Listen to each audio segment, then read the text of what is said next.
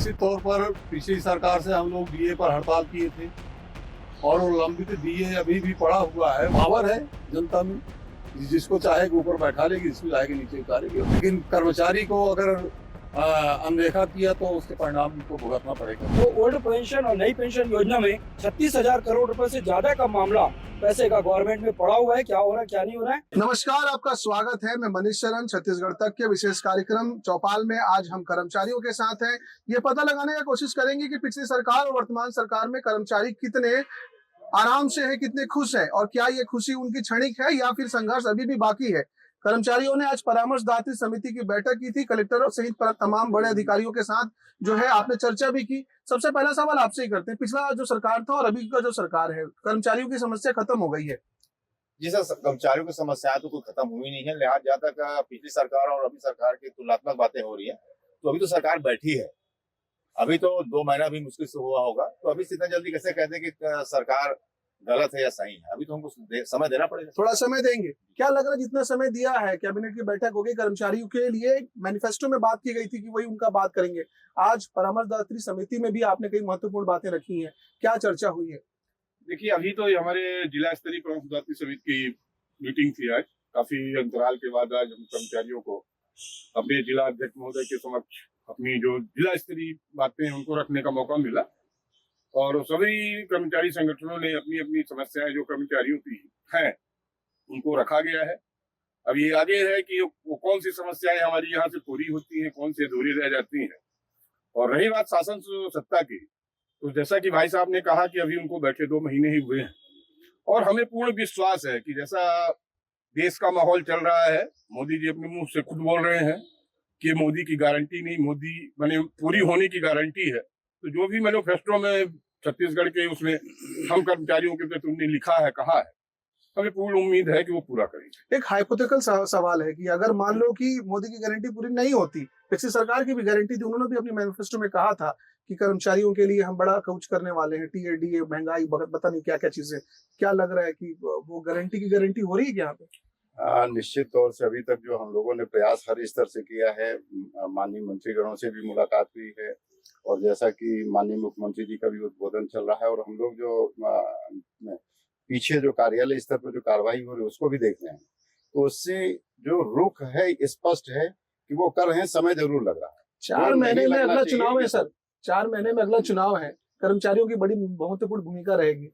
पिछले चुनाव में देखा कि काफी सहयोगात्मक रवैया रखा था आपने मौजूदा सरकार के लिए, इस बार क्या करेंगे?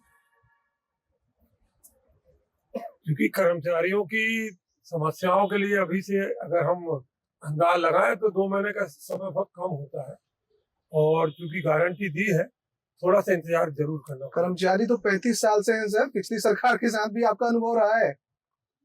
देखा जाए तो अभी हमारा जो अनुभव है इसमें किसी प्रकार की जल्दबाजी किया जाना उचित नहीं होगा। तो लग रहा है आज जो चर्चा हो रही थी, आपने अपनी समस्याएं बताई लोग, खासकर अधिकारियों को, कैसा जो फीडबैक था, रवैया कैसा था? ठीक रहा, सकारात्मक रहा है। हमारे जो पॉइंट आउट कर लिए गए हैं और बोले उनका जल्दी ही निराकरण किया जाएगा। 1, 2, 3, 10 कितने नंबर थे आपकी समस्याओं के? 18 नंबर पे था और 14 नंबर का था।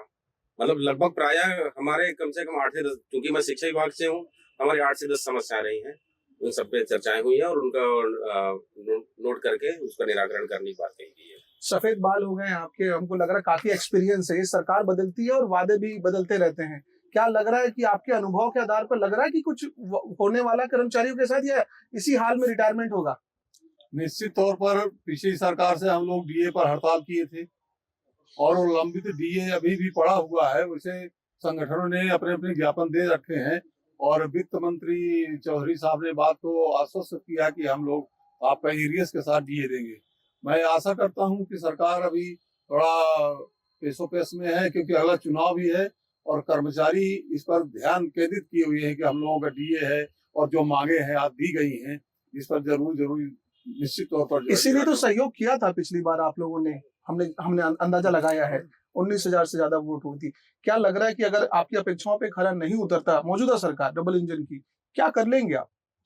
अगर नहीं हुआ तो जनता बहुत बड़ी पावर है जनता में, जिसको चाहेगी ऊपर बैठा लेगी, जिसको चाहेगी नीचे उतारेगी। कर्मचारी तो मेन है, मुद्दा है। किसान जरूरी बात है, किसान है, सरकार किसान पर ध्यान केंद्रित कर रही है, लेकिन कर्मचारी को अगर अनदेखा किया तो उसके परिणाम तो भुगतना पड़ेगा। कोई भी ये सरकार। परिणाम भुगतने की बात कर रहे हैं आप, तो पूरा गमछा वमछा लगा के बैठा, लग रहा है कि कर्मचारी नहीं नेता ज्यादा हो।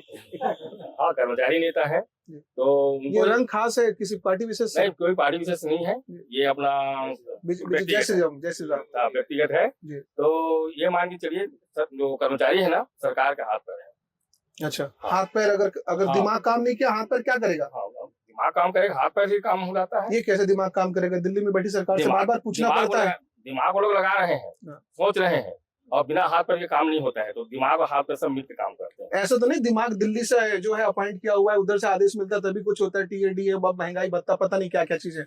नहीं, हम लोग को मोदी सरकार पर भरोसा है, वो कर्मचारी केंद्रित होगा, और लोकसभा चुनाव के पहले हमको पूर्ण आश्वासन है कि हमको महंगाई भत्ता मिलेगा। इससे बात से इत्तेफाक रखते हैं क्या इनकी बात से? नहीं, थोड़ा कर्मचारी संगठनों को भी अब धैर्य रखना पड़ेगा कुछ दिन को, और जब जैसे जैसे चुनाव आए, उम्मीद है गवर्नमेंट से कि जितना जल्द हो सके कर्मचारियों के हित में निर्णय लेंगे, जब जैसे महंगाई भत्ता है, अन्य मांगे हैं, उसको पूर्ण करने के लिए।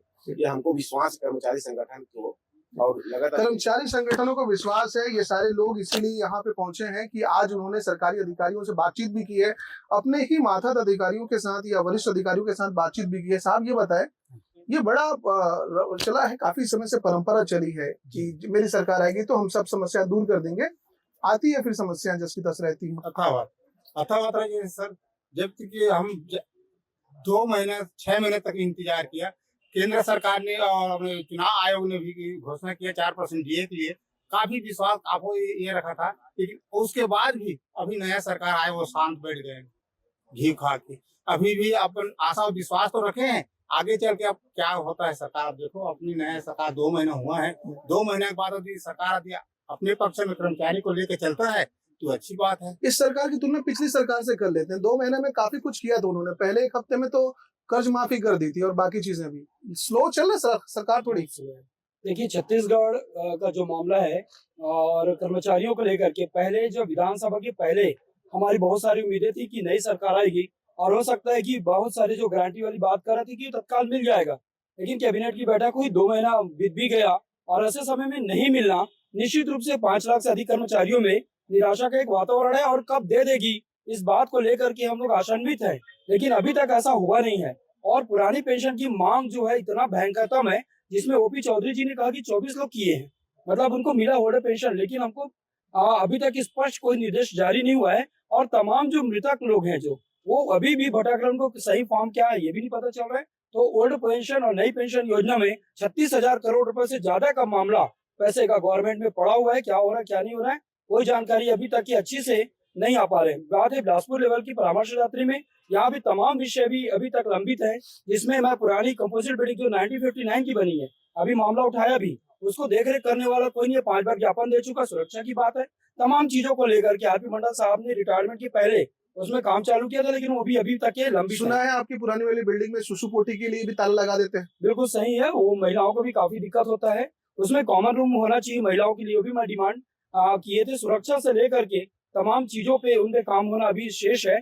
और हमारी नई सरकार से मांग है कि कर्मचारी हित पे निर्णय लेना चाहिए, जिसमें अभी 23 तारीख को फेडरेशन ने पूरे प्रदेश में भोजन अवकाश में अपना बात रखी 4 स्तरीय में, जिसमें हम पुराने समय की तमाम चीजों बहुत सारी मांगे हैं, लेकिन 4 प्रमुख मांगे की जिसमें 4% केंद्रीय महंगाई भत्ता भी लागू करने वाला 8% हो जाएगा, तो एक बड़ी खाई है। 4 स्तरीय पदोन्नत वेतन मान से लेकर अनुकंपा नीति से लेकर ऐसे तमाम विषय हैं जिसमें लेकर के कर्मचारी हित में सरकार को सोचना पड़ेगा। और लोकसभा चुनाव आने वाला है, हम आशान्वित हैं कि हमारी अगर मांग अगर पूरी हो जाती है ठीक, नहीं तो आने वाले समय में 5 लाख से अधिक कर्मचारी जो है चरणबद्ध आंदोलन में जाने के लिए बाध्य होंगे।